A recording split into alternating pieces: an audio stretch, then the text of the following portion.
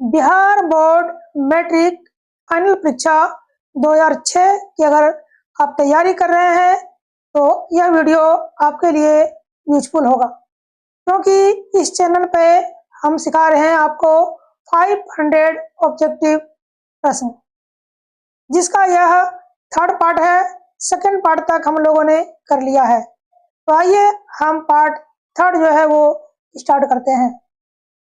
तो प्रश्न संख्या 21 हमारा है कि अर्धगोले के संपूर्ण सतह का क्षेत्रफल होता है। तो हमें अर्धगोले के संपूर्ण सतह का क्षेत्रफल का फॉर्मूला जो है वो बताना है। तो आपके सामने चार ऑप्शन दिए गए हैं। पहला ऑप्शन आपके सामने है 4πr², सेकेंड ऑप्शन है 3πr², थर्ड ऑप्शन है 2πr² एंड लास्ट ऑप्शन है πr²। ठीक है, तो अर्धगोले का अगर यहाँ पे वक्र सतह का क्षेत्रफल पूछा जाएगा तो वो होता है 2πr²। क्या होता है? 2πr²। लेकिन संपूर्ण सतह का क्षेत्रफल पूछा जा रहा है, इसलिए इसका राइट आंसर हो जाएगा ऑप्शन नंबर बी 3πr²। ठीक है, चलिए क्वेश्चन नंबर देखते हैं 22। 44 मीटर परिधि वाले वृत्त की त्रिज्या होगी, यानी यदि किसी वृत्त की परिधि 44 मीटर है तो फिर त्रिज्या कितनी होगी? पहला ऑप्शन है 14 मीटर, दूसरा ऑप्शन है 7 मीटर, तीसरा ऑप्शन है 5 मीटर और चौथा ऑप्शन है 44 मीटर। यानी आपके सामने जो है वो चार ऑप्शन जो है वो दिए गए हैं। तो सबसे पहले हम देख रहे हैं कि यहाँ परिधि का मान दिया है कितना? 44, और वृत्त की परिधि क्या होता है? तो होता है 2πr। परिधि का फॉर्मूला क्या होता है? 2πr, जो कि दिया हुआ कितना? तो दिया है 44। ठीक है, तो चलिए हम r का मान निकाल लेते हैं। तो r का मान निकालने के लिए क्या करेंगे? तो 44 और बटा कितना हो जाएगा? हो जाएगा 2π। तो यहाँ 2 लिखेंगे और पाई का मान जो यहाँ बैठा देंगे, जो कि होता है 22 बटा कितना? 7। तो 7 को हम ऊपर लिख लेंगे गुना का साइन देकर के। ठीक है, अब इसे काटते हैं। तो 22 से काटेंगे 44 को 2 बार में, और उसके बाद 2 और नीचे जो 2 है वो कट जाएगा। तो बचेगा कितना हमारे पास? बचेगा 7। कितना बचेगा? तो बचेगा 7, है ना। इसका मतलब जो त्रिज्या का मान है वो कितना होगा? 7 होगा। ऑप्शन नंबर बी जो है वो हमारा राइट आंसर हो गया। चलिए क्वेश्चन नंबर देखते हैं हम 23। बिंदु 2,3 एवं 4,1 के बीच की दूरी होगी। पहला है 2√2 इकाई, दूसरा ऑप्शन है 2√13 इकाई, तीसरा ऑप्शन है 2√10 इकाई और चौथा ऑप्शन है 4√2 इकाई। तो चार ऑप्शन दिए गए हैं और हमें यहाँ पर निकालना क्या है? दूरी।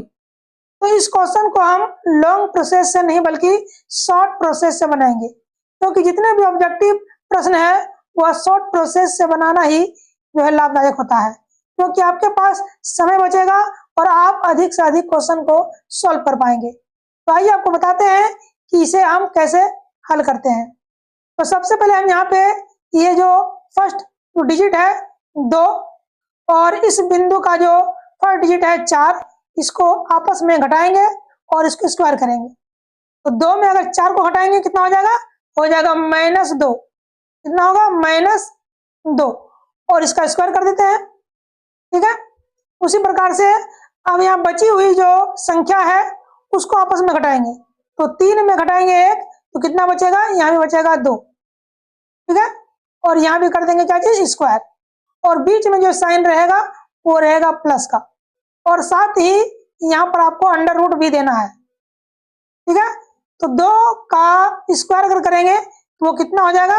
वो हो जाएगा हमारे पास 4 प्लस, और यहाँ पे जो 2 है इसका भी स्क्वायर करेंगे तो वो भी होगा 4 प्लस में। ठीक है, और अंडर रूट होगा तो 4 से कितना हो गया? 8 अंडर रूट में। और 8 को हम क्या लिख सकते हैं? 8 को लिख सकते हैं 2√2। क्या लिख सकते हैं? 2√2 हम यहाँ पे लिख सकते हैं। तो कितना आंसर हो गया हमारे पास? 2√2। यानी क्वेश्चन नंबर 23 का जो राइट आंसर है वो कितना हो जाएगा हमारा, तो हो जाएगा ऑप्शन नंबर ए 2√2। ठीक है, आइए आगे के प्रश्न को हम समझते हैं।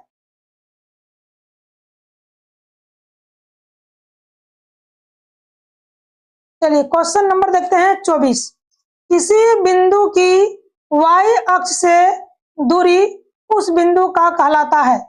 पहला ऑप्शन है y निर्देशांक, दूसरा ऑप्शन है x निर्देशांक, तीसरा ऑप्शन है कोटि और चौथा ऑप्शन क्या है, y अक्ष। ठीक है, तो y अक्ष से जो दूरी खींची जाएगी वो दूरी कहलाती है भुज।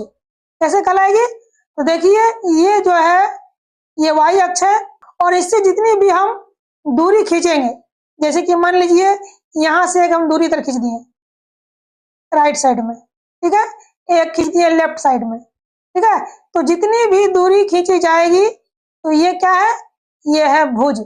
और भुज को ही हम लोग क्या बोलेंगे, x का निर्देशांक। इसलिए इस प्रश्न का जो आंसर होगा वो होगा ऑप्शन नंबर बी, x का निर्देशांक। ठीक है, चलिए क्वेश्चन नंबर देखते हैं 25। दो समरूप त्रिभुजों की भुजाएं 4:9 के अनुपात में है, तो इन त्रिभुजों के क्षेत्रफल का अनुपात है।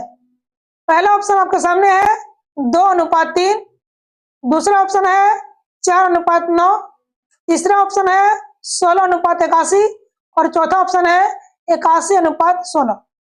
तो हमने इससे पहले के वीडियो में आपको इसका ट्रिक बताया था कि यदि समरूप त्रिभुज की अगर भुजाएं दी गई हो और हमें अगर क्षेत्रफल का अनुपात निकालना हो तो आपको कुछ नहीं करना है, यहाँ पे जो अनुपात दिया गया है इसका निकाल देना है आपको, क्या चीज, तो वर्ग निकाल देना है। क्या निकाल देना है, वर्ग। तो 4 का वर्ग कितना हो जाएगा, 16 और 9 का वर्ग कितना हो जाएगा, 81। यानी ऑप्शन नंबर सी जो है वो आपका राइट आंसर होगा। लेकिन भुजा की जगह पर अगर क्षेत्रफल का अनुपात दिया गया हो और भुजा का अनुपात पूछ लिया जाए तो कुछ नहीं करना है, यहाँ पे जो भी अनुपात दिया जाएगा या दिया गया हो उसका हमें निकाल देना है वर्गमूल। क्या निकाल देना है, वर्गमूल, यानी कि इसका रूट निकाल देना है। ठीक है, तो कितना हो जाएगा, 2:3 हो जाएगा, लेकिन क्षेत्रफल का अनुपात दिया होगा तब। ठीक है, चलिए क्वेश्चन नंबर देखते हैं हम 26।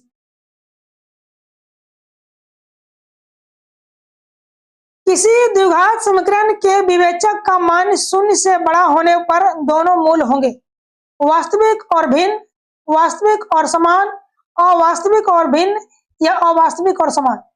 यानी यदि द्विघात समीकरण का विवेचक यानी डी का जो मान है ना, यदि 0 से बड़ा हो तो 0 से बड़ा का मतलब हो गया कि वह प्लस में होगा और 0 से अगर छोटा है तो वह माइनस में होगा। ठीक है, और यदि 0 ही है तो फिर क्या होगा, ना वो प्लस होगा और ना ही माइनस होगा, क्योंकि 0 ना प्लस होता है और ना ही माइनस होता है। तो चूंकि यहाँ पे विवेचक का जो मान है 0 से बड़ा है, इसलिए क्या होगा, वास्तविक और असमान। क्या होगा, वास्तविक और असमान, और असमान को ही हम लोग क्या कहते हैं, तो भिन्न कहते हैं। तो ऑप्शन नंबर ए जो है वो हो जाएगा हमारा राइट आंसर। ठीक है, और यदि विवेचक का मान 0 के बराबर हो तो वास्तविक और समान हो जाएगा।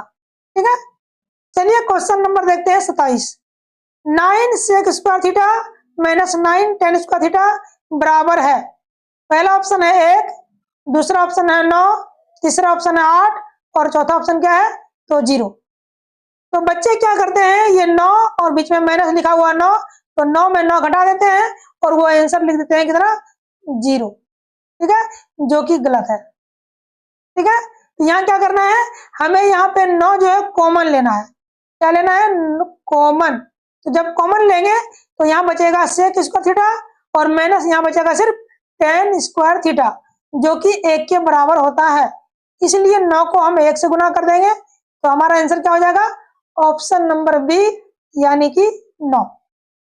ठीक है, चलिए क्वेश्चन नंबर हम देखते हैं 28।